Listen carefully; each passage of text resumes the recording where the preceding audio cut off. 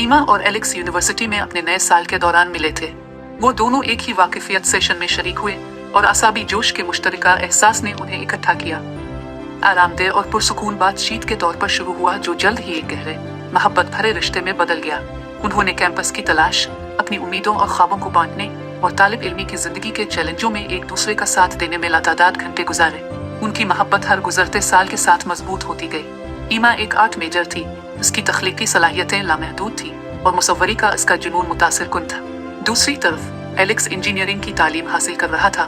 इसका तज्जियाती जहन और मसला हल करने की महारतें ईमा के फनकाराना जज्बे की मुकम्मल तकमील करती है। उन्होंने एक दूसरे को मुतवाजिन किया। उनके इख्तिलाफात ने उनके ताल्लुकात को मजबूत किया। जैसे जैसे ग्रेजुएशन का वक्त करीब आया, हकीकत सामने आने लगी। ईमा को पेरिस में एक मशहूर आर्ट रेजिडेंसी प्रोग्राम में शामिल होने की पेशकश मौसूल हुई, जिसका ख्वाब इसने बरसों से पाला था। एलेक्स ने सैन फ्रांसिस्को में एक मरूफ इंजीनियरिंग फर्म में नौकरी हासिल की। उनके ख्वाब उन्हें मुखालिफ समतों में ले जा रहे थे और आने वाली जुदाई उनकी खुशियों पर सियाह बादल की तरह मंडला रही थी। एक शाम वो यूनिवर्सिटी के बाग में एक बेंच पर इकट्ठे बैठे, वो जगह जहां उन्होंने बहुत से मानी खेज लम्हात शेयर किए थे। हुआ खुलते फूलों की खुशबू से भरी हुई थी, जो उनके दिलों में मौजूद भारीपन के बिल्कुल बरक्स थी। एलेक्स, ईमा ने शुरू किया। इसकी आवाज कांप रही थी। हमें इस बारे में बात करने की जरूरत है कि ग्रेजुएशन के बाद क्या होने वाला है। एलेक्स ने सर हिलाया। इसकी आंखें झुकी हुई थी।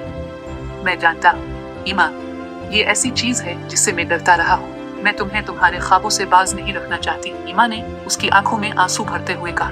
पेरिस आपके लिए एक नाकाबिल यकीन मौका है और मैं जानता हूँ कि ये मुलाजमत आपके लिए कितनी अहमियत रखती है, लेकिन मैं तुम्हें खोना नहीं चाहता। एलेक्स ने जवाब दिया। इसकी आवाज टूट गई। तुम मेरी जिंदगी के सबसे अहम शख्स हो। वो एक लम्हे के लिए खामोशी से बैठे रहे। उनके अल्फाज का वजन अंदर ही अंदर डूब गया। ईमा ने आगे बढ़कर एलेक्स का हाथ पकड़ा, उसे आहिस्ता से निचोड़ा। मुझे लगता है कि हम दोनों जानते हैं कि हमें क्या करना है। हम में से किसी से भी अपने ख्वाबों को तर्क करने के लिए कहना मुनासिब नहीं है। हमने हमेशा एक दूसरे का साथ दिया है और इसे अब तब्दील नहीं होना चाहिए। एलेक्स ने सर हिलाया। आंसू इसके चेहरे पर बह रहे थे। आप ठीक कहते हैं, लेकिन ये उसे आसान नहीं बनाता। उन्होंने अगले चंद घंटे एक साथ अपने वक्त के बारे में याद करते हुए गुजारे, हंसते और रोते हुए जब वो अपने रिश्ते की बुलंदियों को याद करते थे। उन्होंने मुस्तकबिल के बारे में बात की, राब्ते में रहने और दूर से एक दूसरे का साथ देने का वादा किया।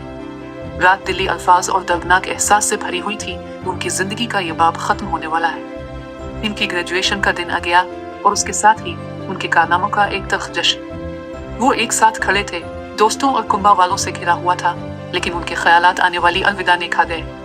तकरीब के बाद उन्होंने शोर और त्योहारों से दूर कैंपस में एक पुरसुकून गोशा पाया। ईमा ने अपने आंसुओं से मुस्कुराने की कोशिश करते हुए कहा, यह हमारे लिए इख्तिताम नहीं है, यह सिर्फ एक नई शुरुआत है, एक मुख्तलिफ रास्ता है। एलेक्स ने इसे अपनी लपेट में ले लिया। मैं तुमसे प्यार करता हूँ, ईमा। इससे कोई फर्क नहीं पड़ता है कि जिंदगी हमें कहाँ ले जाए, अब हमेशा मेरे दिल में जगह रखेंगे। मैं भी तुमसे प्यार करती हूँ, एलेक्स, ईमा ने सरगोशी की। हमेशा एक आखिरी दिलपा बोसे के साथ वो अलग हो गए। उनके दिल भारी लेकिन इस मोहब्बत से भर गए जो उन्होंने शेयर की थी। जैसे ही ईमा पेरिस के लिए अपनी फ्लाइट में सवार हुई और एलेक्स ने सैन फ्रांसिस्को चला गया, वो दोनों जानते थे कि उनकी मोहब्बत की कहानी ने उनकी जिंदगियों पर अनमित नकूश छोड़े हैं। वक्त गुजरता गया और वो हर एक अपने ख्वाबों को इसी जज्बे और लगन के साथ पूरा करने लगे जिसने उन्हें इकट्ठा किया था। अगरचे वो मीलों दूर थे, वो राब्ते में रहे। उनका रिश्ता एक गहरी और पायदार दोस्ती में बदल गया।